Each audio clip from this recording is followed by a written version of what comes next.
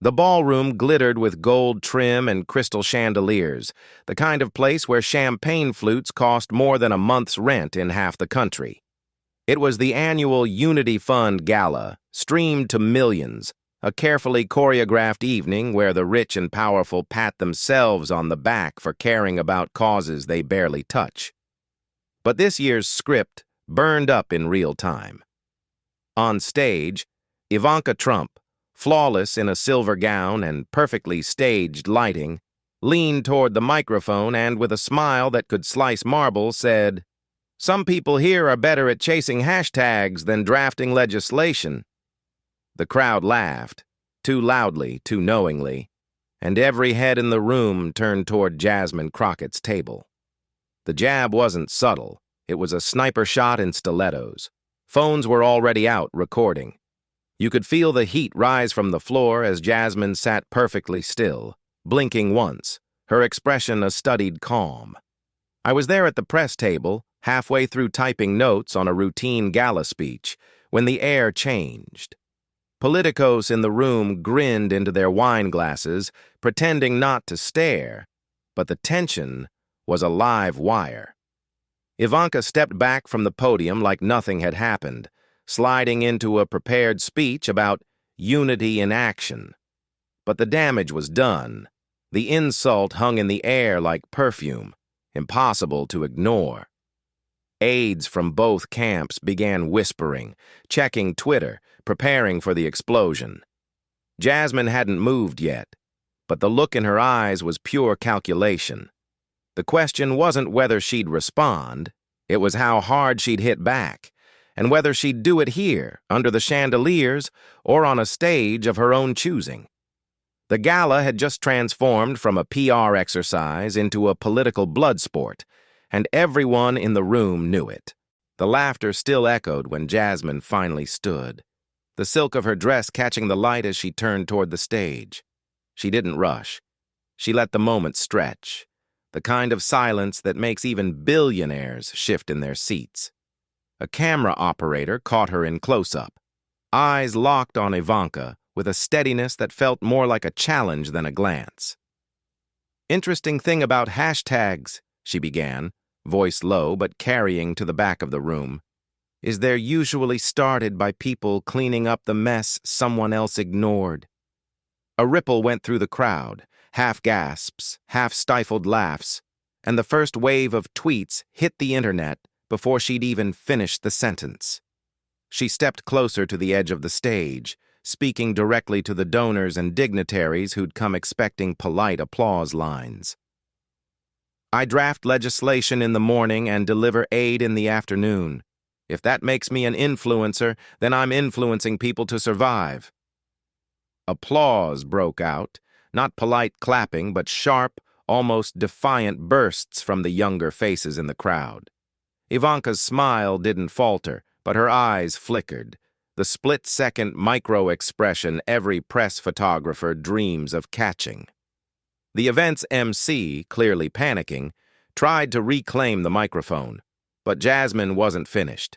She thanked the gala for raising awareness about causes that exist outside ballrooms, and returned to her seat with the unhurried pace of someone who'd just dropped a match in a room full of velvet curtains. Within minutes, the clip was online, hashtags flipping from mocking to celebratory. The night's program continued, but no one was listening. The real show was already trending worldwide, and it was only a matter of time before both camps escalated beyond polite insults. The gloves, it seemed, were coming off. By the next morning, the fallout had detonated across every major network. Breakfast shows replayed the clip on a loop, analysts parsing tone and posture like it was a heavyweight title match. Conservative commentators framed Ivanka's remark as truth wrapped in elegance, while progressive pundits hailed Jasmine's comeback as the slap heard round the swamp. The hashtags, hashtag Queen and Ivanka Shade trended side by side, an algorithmic tug-of-war that only fed the frenzy. Ivanka's team, clearly rattled by the viral reception, tried to reframe the insult in a press release. Ms. Trump's comments were about the importance of measurable action, not directed toward any individual. But that spin collapsed the moment a lip-reading expert on TikTok posted slowed-down footage showing Ivanka's gaze fixed squarely on Jasmine during the remark. Meanwhile, Jasmine didn't waste the spotlight. Instead of hitting cable news studios, she boarded a plane to Flint, Michigan, to meet with residents still struggling with unsafe water. Cameras followed her through crumbling neighborhoods as she handed out bottled water and took notes on residents' concerns. Her only public comment came during a sidewalk interview. "If we want measurable action, start here." That one line, delivered with the backdrop of peeling paint and rust-stained faucets, became the new viral clip, stripping Ivanka's comment of its polish and throwing it into sharp relief. Online, memes exploded. Split screens of Jasmine in work boots beside Ivanka in evening gowns, captions reading, "Unity in action versus action for unity." Even late-night hosts joined in, staging mock galas where celebrities traded insults disguised as toasts. By midday, whispers in political circles suggested that this wasn't going to fade quietly. Jasmine was gaining followers, donations, and a surge of media requests, while Ivanka's camp was debating whether to double down or walk away. Either way, the clash had morphed into something bigger. A public referendum on authenticity in politics. That evening, the confrontation jumped from gossip to full-scale political theater.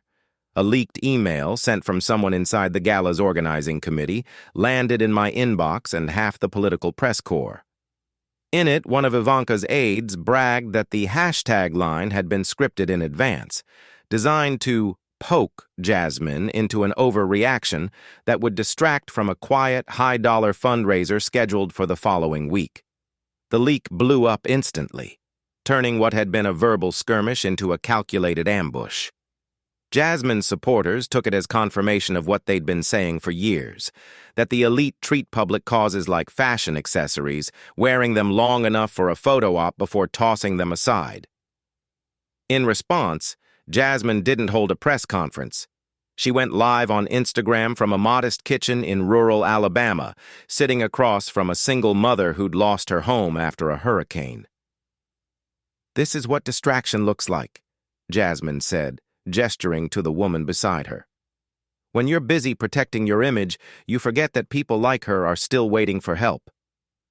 The stream racked up over 1 million views in under an hour, and more importantly, it funneled donations directly into grassroots relief funds, outpacing the gala's own fundraising totals by morning.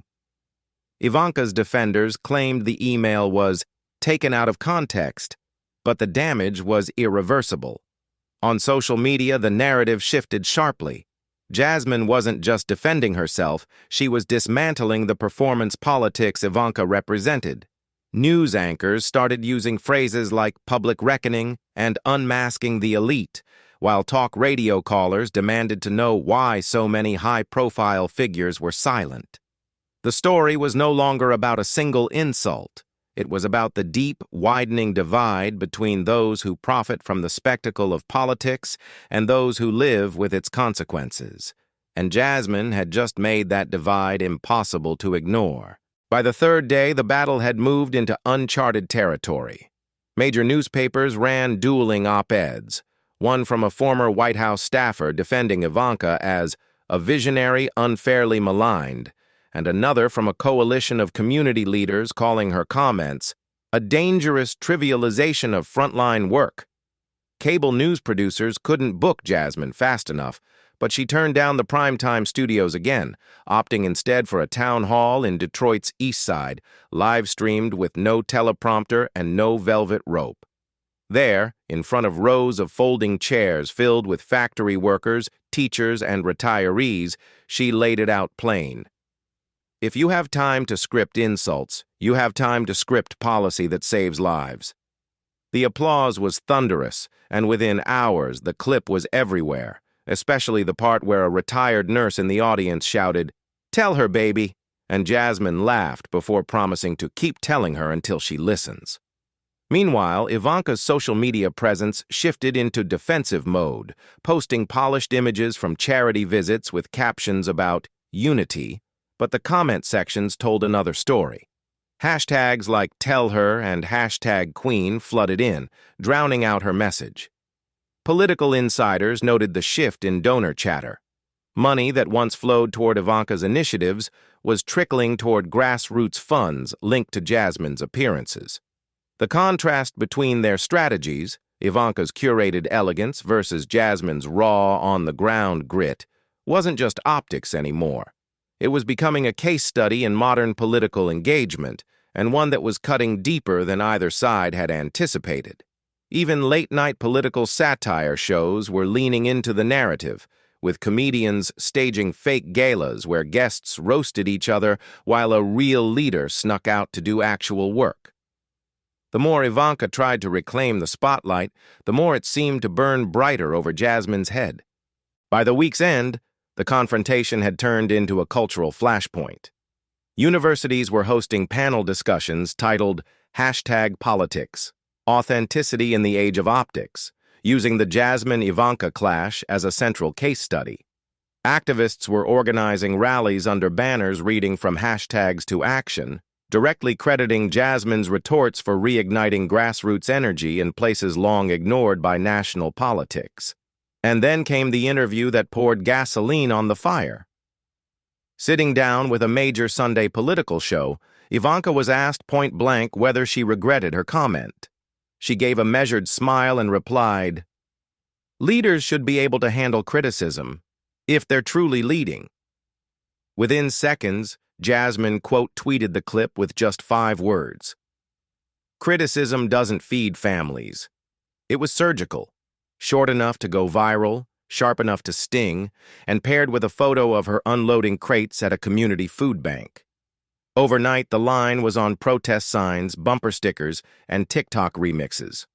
Corporate sponsors quietly began backing away from Ivanka's upcoming events, citing a shift in public sentiment.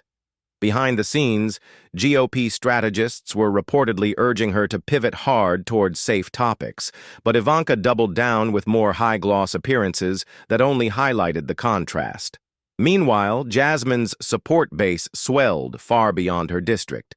Crowdfunding campaigns raised millions for direct aid, her approval ratings spiked in national polls, and talk of a potential Senate run started surfacing in political blogs.